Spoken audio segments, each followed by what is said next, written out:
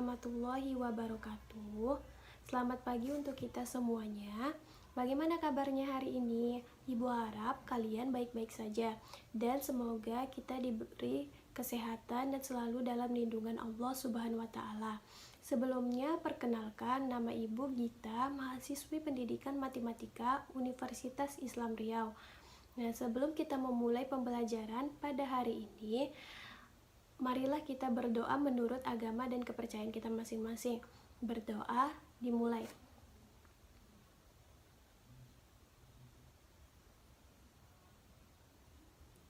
Berdoa selesai. Untuk absen silahkan di grup WhatsApp ya. Dan Ibu harap kalian tetap semangat dalam pembelajaran kali ini. Nah, pada hari ini kita akan masuk ke materi baru, yaitu tentang koordinat kartesius.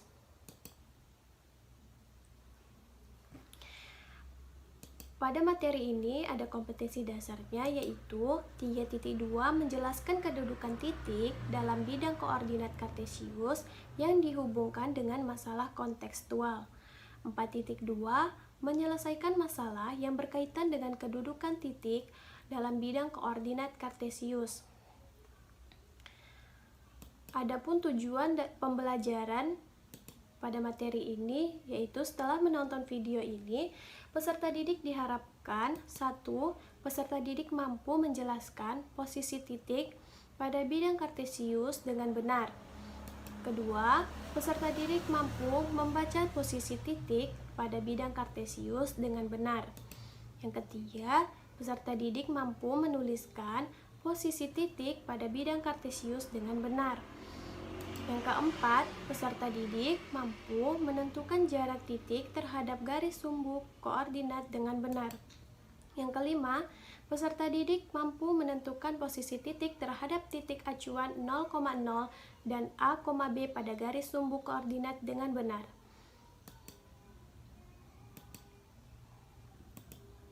Peta konsep sistem koordinat.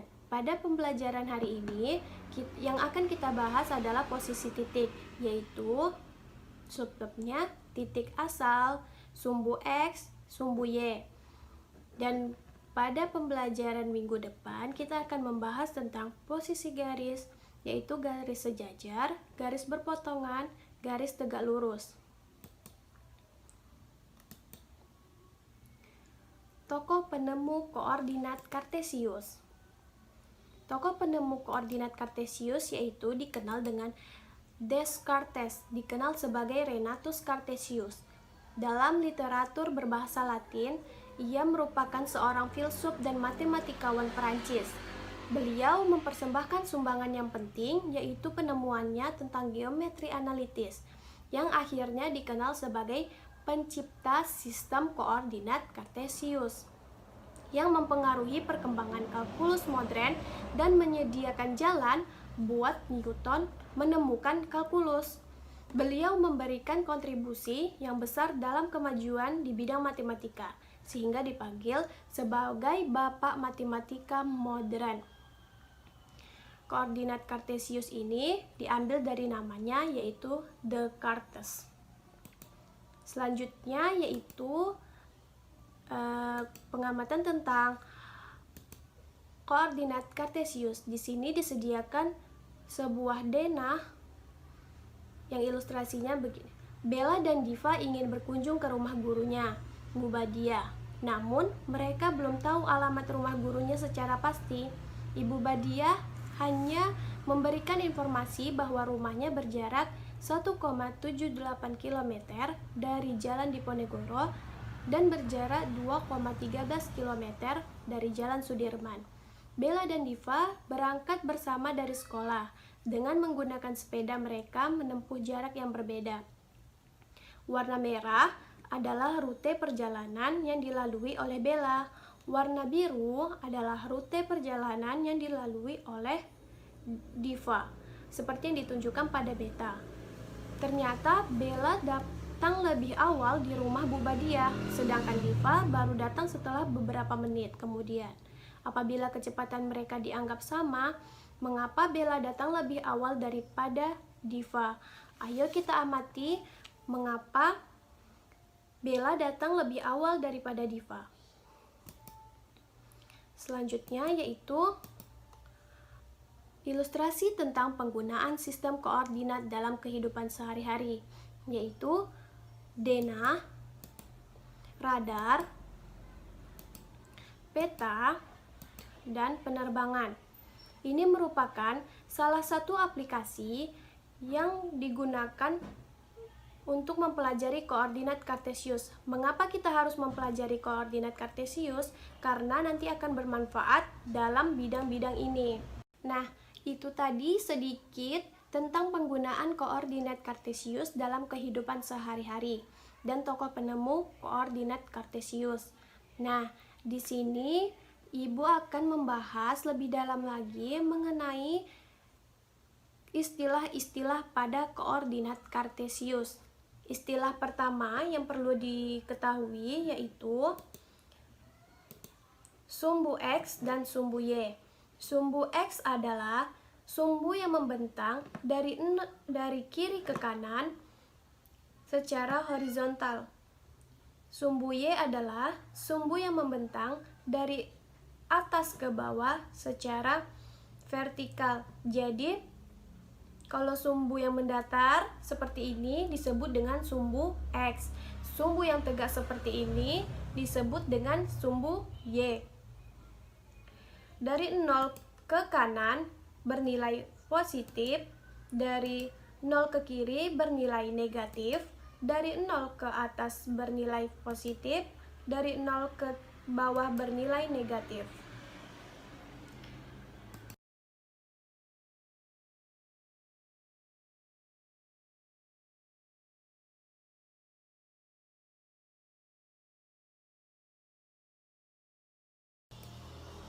Ada istilah penting lainnya pada bidang Kartesius yang disebut dengan koordinat. Koordinat adalah posisi titik pada bidang Kartesius yang ditulis dalam bentuk koordinat X, Y. Jadi, kalau kita mau menentukan titik apa yang ada dalam bidang Kartesius, kita menggunakan koordinat ini. Cara penulisannya yaitu X, Y. Jadi, kita sebutkan terlebih dahulu nilai X-nya, lalu kita sebutkan nilai Y-nya, dan diakhiri dengan tanda kurung biasa. Nilai X aja disebut dengan nilai absis, nilai Y-nya aja disebut dengan nilai ordinat.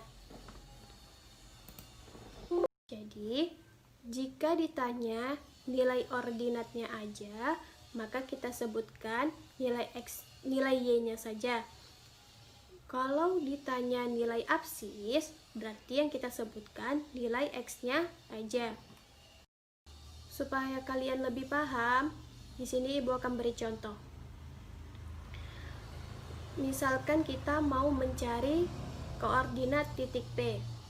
Titik P ini kita arahkan dulu ke sumbu X-nya, lalu kita arahkan ke sumbu Y-nya. Nilai titik P pada sumbu X yaitu 2. Nilai titik P pada sumbu Y mengarah ke angka 4. Berarti koordinat titik P yaitu 2,4. Jika ditanya absis titik P, kan tadi absis nilai X-nya aja. X di sini yaitu 2, berarti nilai absis pada titik P yaitu 2. Kalau ordinatnya tadi yaitu nilai Y. Kalau misalnya ditanya ordinat titik P berarti nilai Y, berarti 4. Selanjutnya yaitu koordinat titik R. Koordinat titik R, kita arahkan dulu titik R ini ke sumbu X dan sumbu Y-nya. Ke sumbu X mengarah ke angka negatif 5, ke sumbu Y mengarah ke angka 3. Berarti tadi X-nya kan negatif 5, Y-nya negatif 3. Jadi negatif 5, negatif 3. Absis dari titik R, absis tadi nilai X-nya berarti negatif 5. Ordinatnya berarti nilai Y-nya berarti negatif 3. Oke. Kita lanjut lagi dengan istilah lainnya yang disebut dengan kuadran. Nah, di sini ada bidang kartesius, sumbu X dan sumbu Y. Sumbu X dan sumbu Y itu berpotongan, lalu muncul 4 wilayah berbeda. Wilayah kanan atas, wilayah kiri atas, wilayah kiri bawah, wilayah kanan bawah. Dan setiap wilayah ini memiliki karakteristik yang berbeda-beda. Nah, yang disebut dengan kuadran 1, kuadran 2, kuadran 3, dan kuadran 4. Kuadran 1 ini nilai X-nya bernilai positif dan nilai Y-nya bernilai positif. Kuadran 2, nilai X-nya bernilai negatif dan Y-nya bernilai positif. Kuadran 3, nilai X-nya bernilai negatif dan Y-nya bernilai negatif. Kuadran 4, X-nya bernilai positif dan Y-nya bernilai negatif. Nah, pembelajaran ini yang kuadran ini akan dibahas lebih lanjut pada materi nanti waktu kalian di SMA.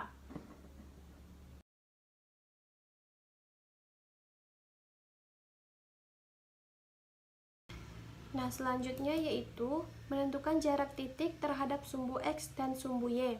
Di sini, Ibu memberikan cara mudah untuk menentukan jarak titik terhadap sumbu X dan sumbu Y. Kenapa begitu? Karena untuk mengantisipasi jika di dalam soal tidak diberikan gambar. Nah, caranya yaitu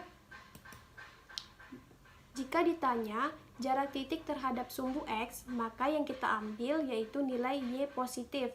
Jika ditanya jarak titik terhadap sumbu Y, yang kita ambil nilai X positifnya. Jadi kebalikannya, jika ditanya sumbu X, yang kita ambil yaitu nilai Y. Kalau ditanya nilai Y, yang kita ambil yaitu nilai X. Kenapa yang Y positif dan X positif? Kenapa tidak negatif? Karena di dalam jarak tidak ada yang bernilai negatif. Kita masuk ke contoh.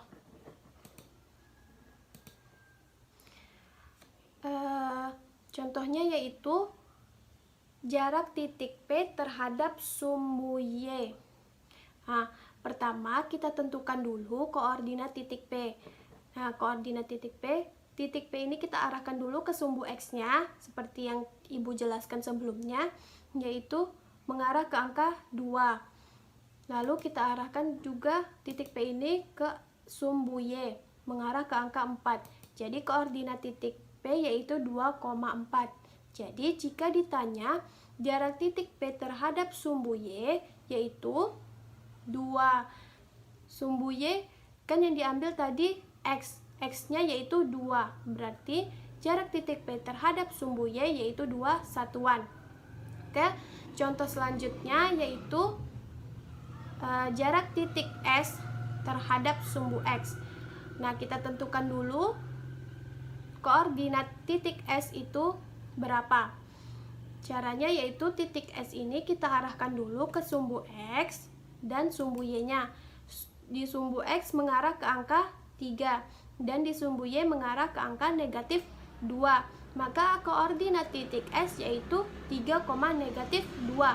Yang ditanya di soal yaitu jarak titik S terhadap sumbu X. Nah, sumbu X, kalau jarak titik terhadap sumbu X kan yang diambil tadi nilai Y yang positifnya. Nah, nilai Y-nya yaitu negatif 2. Nah, kan tadi Ibu sudah jelaskan di dalam jarak tidak ada yang bernilai negatif. Maka kita buat di situ jarak titik S terhadap sumbu X yaitu 2 satuan.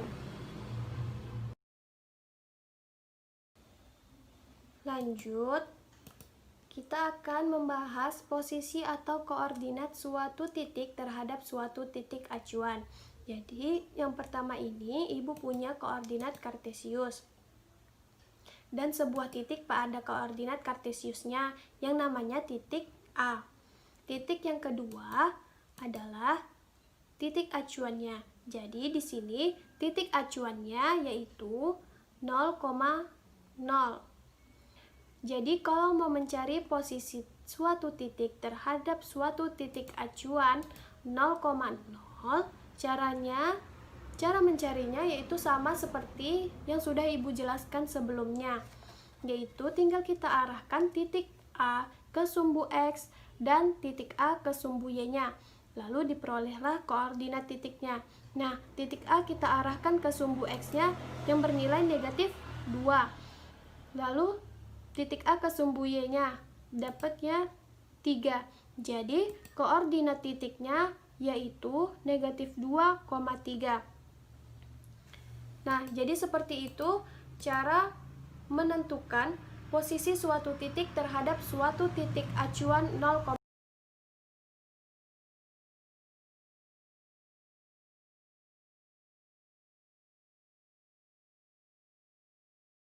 Nah, sekarang kita akan membahas posisi atau koordinat suatu titik terhadap suatu titik acuan A, B. Di sini ada koordinat kartesiusnya, ada titik A dan ada titik K. Di sini kita akan menentukan posisi titik A terhadap titik acuan K. Jadi di sini titik acuannya K, bukan titik acuan 0,0 lagi. Nah, bagaimana caranya? Nah, yang pertama, tentukan dulu koordinat titik A-nya dan titik K-nya. Koordinat titik A, caranya yaitu sama yang seperti yang tadi, yaitu titik A ini kita arahkan dulu ke sumbu X dan sumbu Y-nya. Yang diperoleh koordinat titiknya yaitu negatif 3,4.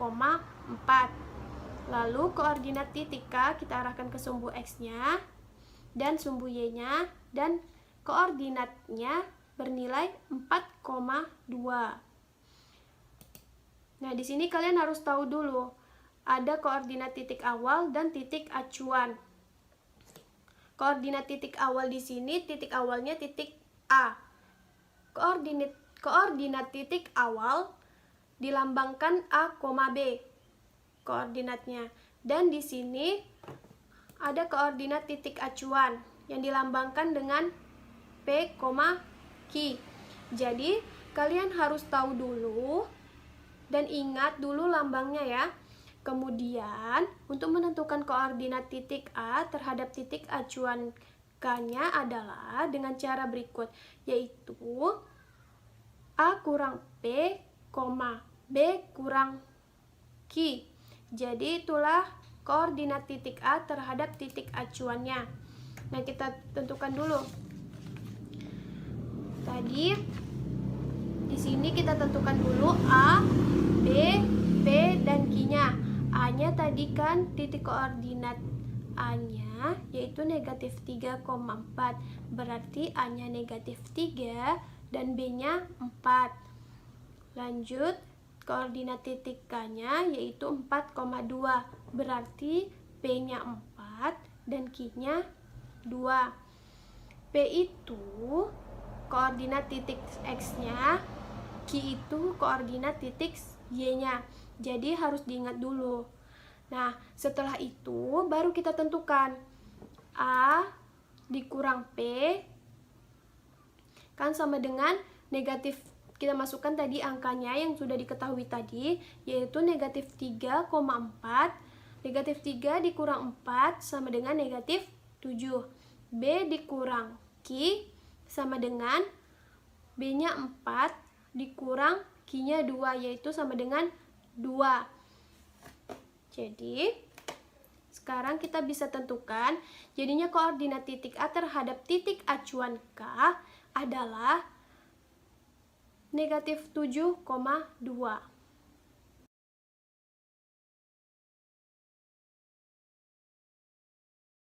Nah, supaya lebih paham lagi, silahkan kerjakan soal berikut dan kirimkan ke WhatsApp. Oke. Nah, sekian dulu dari Ibu, dan Ibu harap anak-anak Ibu dapat mengerti apa yang telah Ibu ajarkan tadi. Jika ada yang tidak dimengerti, silahkan bertanya melalui WhatsApp ya. Oke, assalamualaikum warahmatullahi wabarakatuh.